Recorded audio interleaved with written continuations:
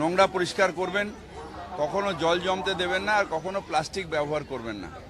এই কর্মসূচিটা হচ্ছে bag, jute ব্যাগগুলো দিয়ে জুটের ব্যবহার বাড়ানো এবং প্লাস্টিকের ব্যবহার কমলে আমাদের প্রকৃতির উপকার হবে এবং কলকাতায় যে জল জমার সমস্যা সেটা চলে যাবে এবং কলকাতার মাটির ওপর একটা লেয়ার পড়ে যাচ্ছে প্লাস্টিকের, সেটা যদি বন্ধ করা যায় তাহলে কলকাতা আরও সবুজ হবে। এই কারণে আমরা প্লাস্টিকের ব্যাগ ব্যবহার বন্ধ করে আমরা জুট ব্যাগের ব্যবহারের কথা মানুষকে বলছি।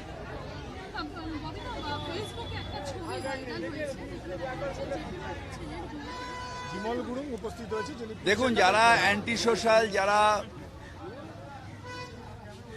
পুলিশের কাছে ওয়ান্টেড, তারা চিরকালই সিপিএম এর কাছে, এই বিজেপির কাছে থাকে, বিজেপির আশ্রয়ে থাকে এবং এটা কমন। আমার মনে হয় যে প্রশাসনকে এর বিরুদ্ধে ব্যবস্থা নেওয়া উচিত, যে কি করে একজন যে ওয়ান্টেড, যার হাইকোর্ট থেকেও তার বেল রিজেক্ট হয়ে গেছে, সেই মানুষ কি করে বিজেপির সভাপতির কাছে।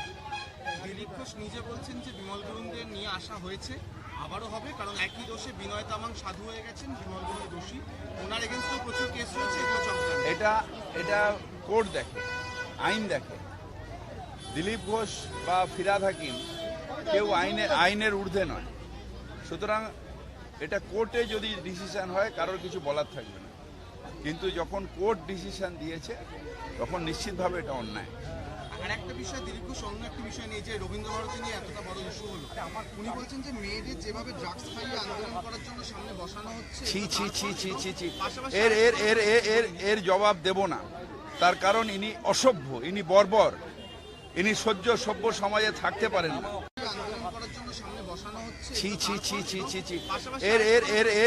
এর জবাব দেব না। তার কারণ ইনি অসভ্য, ইনি বর্বর, ইনি সভ্য সমাজে থাকতে পারেন না। যেভাবে মেয়েদের ড্রাগস খাওয়ার কথা বলেন, তাতে উনি নিজে ড্রাগ খেয়ে আছেন কিনা সেটাই প্রশ্নের মুখে। এটা বাংলার কৃষ্টি নয়, বাংলার সংস্কৃতি নয়। একটা উন্মাদ লোক, সে একটা দলের সভাপতি এবং সে বাংলার মেয়েদের অপমান করছে। নারী দিবসে আজকে মেয়েদের ড্রাগ খাওয়ার কথা বলছে, এটা অন্যায়, এটা পাপ। এই লোককে সামাজিকভাবে বাংলার মানুষের বয়কট করা উচিত। উনি বলছেন মহিলারা যদি রাস্তায় এরকম করে তাহলে তাদের সঙ্গেও পুরুষরা এরকমই বিহেভ করে, এটা কি কোনোভাবে উৎসাহ দেওয়া হয়ে যাচ্ছে? এটা উনি উন্মাদ, উনি কি বলছেন উনি নিজেই জানেন না।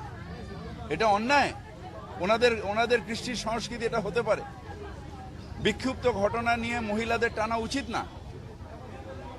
আর একটা বিষয়, বিক্ষুব্ধদের টার্গেট করেছে বিজেপি কলকাতা পুরসভার দেউলিয়া, বিজেপি দেউলিয়া, লোকজন নেই, তাই এই সব করে বেঁচে থাকার একটা সংকল্প নিয়েছে। অ্যাকচুয়ালি এটা কোনো দল না, এটা হচ্ছে কিছু হারমাট, কিছু অসভ্য, কিছু দাঙ্গাবাজ, এদের মিলিত দল। এটা কোনো দল না।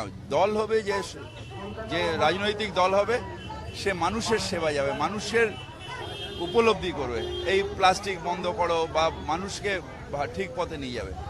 এরা যা করছে তাতে কখনো বিদ্যাসাগরের মূর্তি ভাঙছে, কখনো গলি মারো বলছে, কখনো দিল্লির রায়েট করাচ্ছে, কখনো গুজরাটের রায়েট করাচ্ছে। মানুষকে সচেতন থাকতে হবে। একদম শেষ প্রশ্ন, সায়ন্তন বসু বলেছেন বাংলার গর্ব মমতা বললে ঘোড়ায় হাসবে। বাংলার গর্ব যদি মমতা বললে ঘোড়ায় হাসবে। ওনার মুখটাই তো ঘোড়ার মতো।